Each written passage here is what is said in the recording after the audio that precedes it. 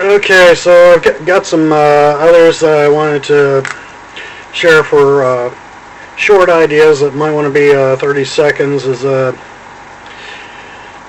out as one.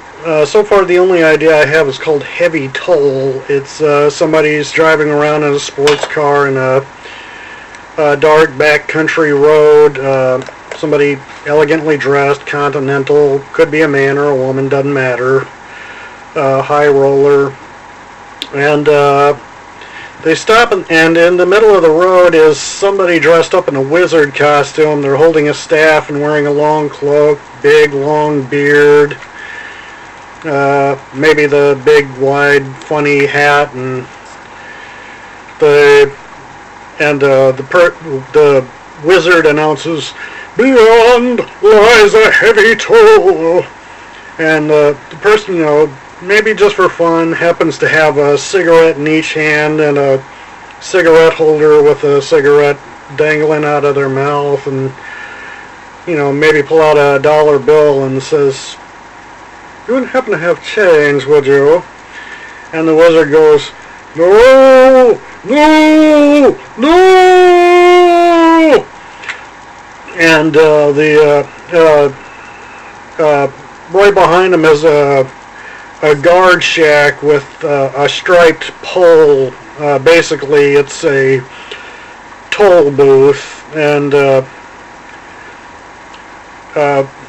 basically the guard comes out of the guard shack and walks up and grabs the guy in the wizard costume and pushes them off the road and gestures for the person to drive up to the gate, and the guard, takes some money, gives them change, waves them through, and the wizard, disgruntled, looks back at the guard shack, then steps back out to the middle of the road, and the guard picks up the phone, and says, "Yeah, he's back again," something like that.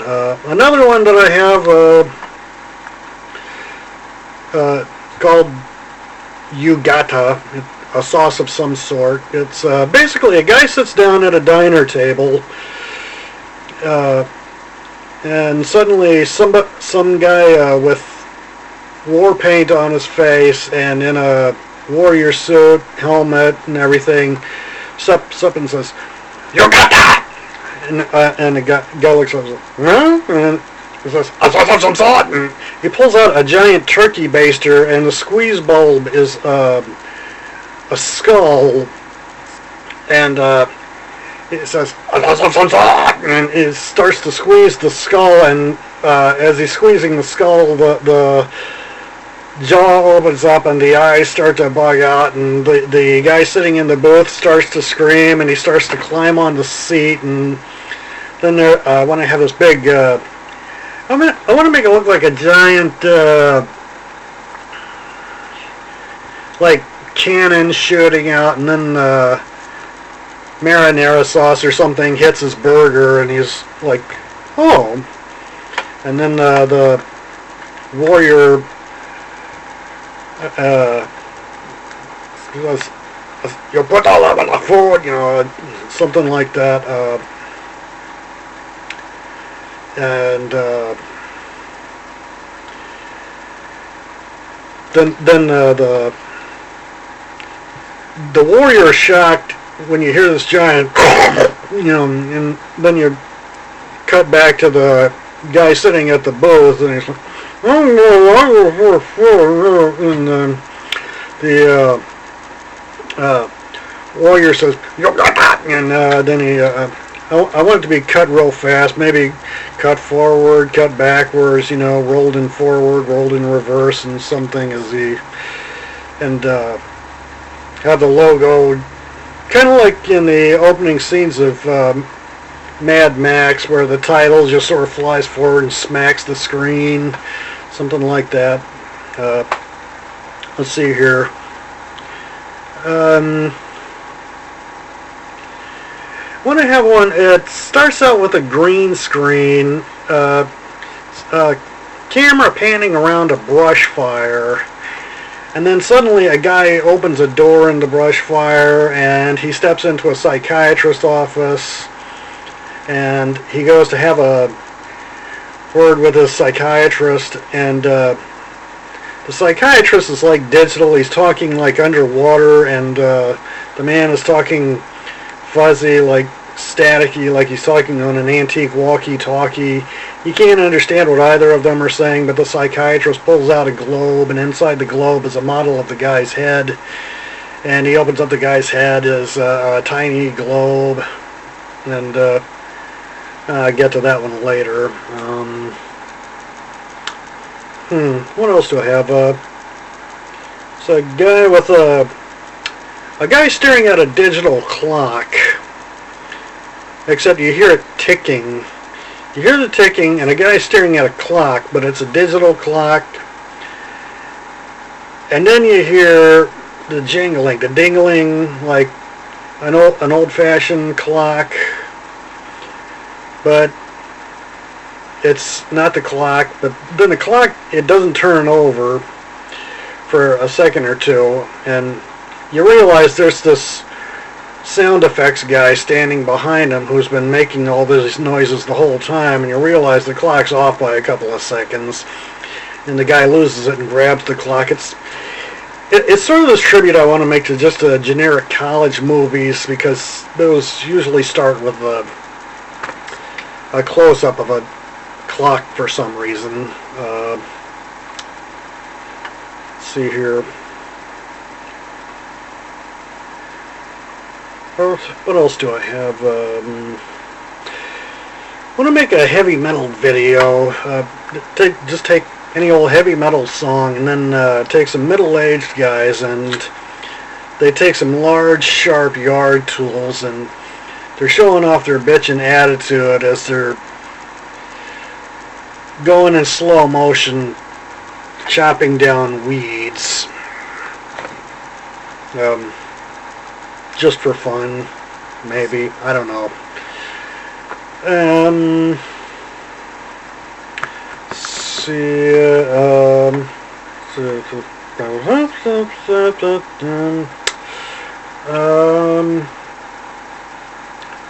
Maybe an interview with a ventriloquist dummy.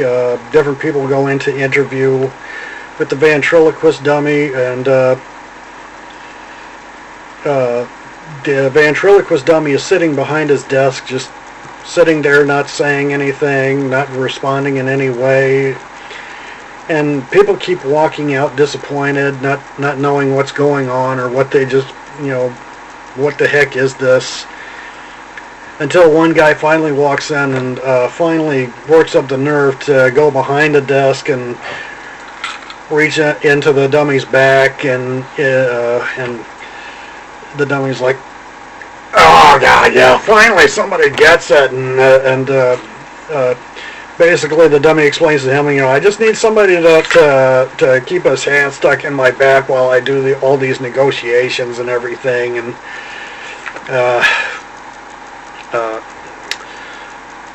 I want to do a longer one called "Don't Ask Al's Bowels," a case study in diabolical bowel syndrome. It's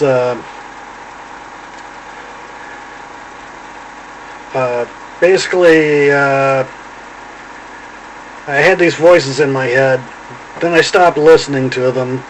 Then I went to a psychiatrist, and the psychiatrist got the voices out of my head, but then the voices didn't like that I wasn't listening to them, so the voices moved to another part of my body and started talking to everybody else.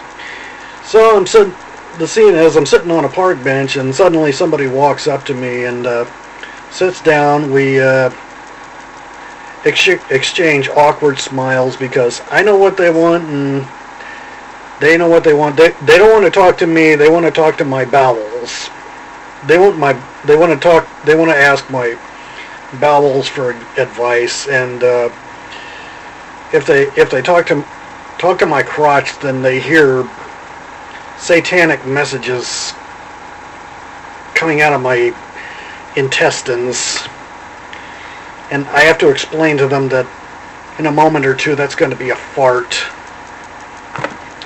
And are you going to take the advice of a future fart?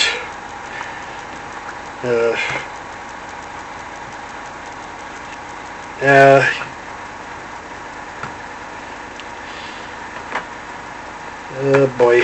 And another one,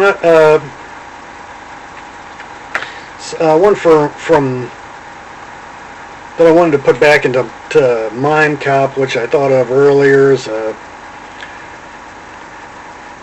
copy. He finds a bomb and he's on the radio and he's talking with somebody, and they tell him you got to cut the green and the red wire, and he's poking around. He says, yeah, the green and the red wire, and he says, well, I can't find the green and the red wire because they're all brown, and it's because the wires are all brown, literally. See here.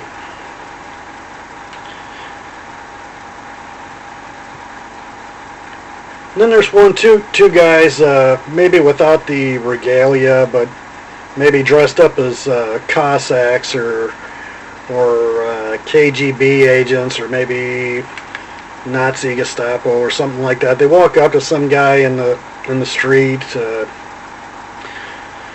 dressed up in some old-fashioned civilian clothes, and they walk up to him and they say, show me your papers. And guy reaches in and he pulls out a pouch, and all of a sudden you start hearing stripper music playing, and I'm not sure that's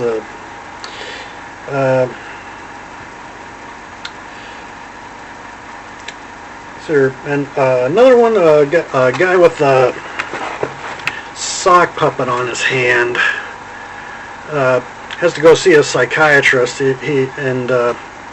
I'm not sure what the sock puppet would be for, but I want him to have a hand puppet, and I want him to find out that his psychiatrist is a werewolf, and I want his psychiatrist to admit it one night, and he has to take a psychiatrist for a walk, and his psychiatrist wants him to put his psychiatrist on a leash, take a psychiatrist out for a walk. Then a cop walks up to him. The cop says, is this your werewolf? And he's got to explain, no, this is my psychiatrist. And go through the whole, well, can a werewolf really belong to anybody? It's, no, this is my psychiatrist, and stuff like that. I don't know what to do with I just have this idea for my psychiatrist is a werewolf thing.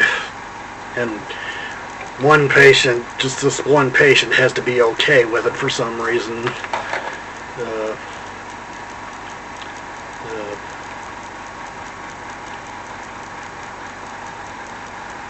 And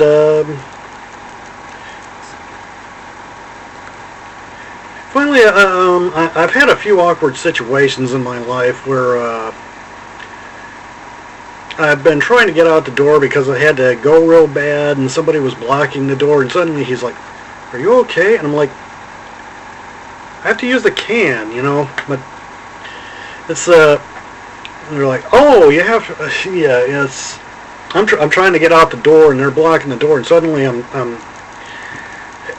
all worked up because I'm trying to get out, and they're blocking me in, and they're saying, you ever notice how when somebody's going through a really bad thing, people don't give them space like they should? They always suddenly want to crowd in, and that's what I got to deal with. And it's one of those things when I got to cut a fart and I start walking away from people, and for some reason they follow me, and I gotta tell them, you know, the reason I'm walking away from you is because I gotta cut a fart. I want to do a comedy sketch about that, and or you know,